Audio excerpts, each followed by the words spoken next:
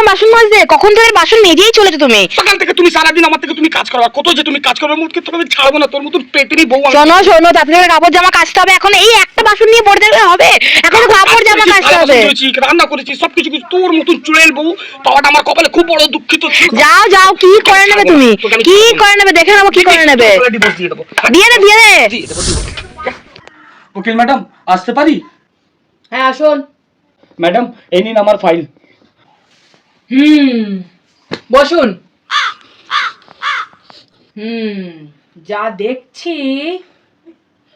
আপনি কি বুঝলেন ম্যাডাম? দেখেছেন তো কত অত্যাচার আমার উপরে করে আমার বউ, সারাদিন কাজ করে আমাকে।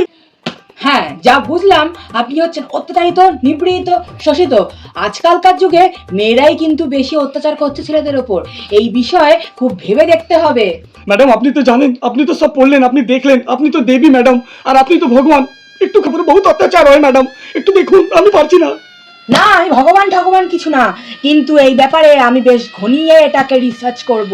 আমি কিছুতেই আপনাকে হারতে দেব না, আমি আপনাকে জিতিয়েই ছাড়বো। এই সমাজ আপনাকে মুখ তুলে বাঁচতে সাহায্য করবে। নাও তোমার জল। এই, তুমি জানো না আমি কাঁচের গ্লাস ছাড়া জল খাই না?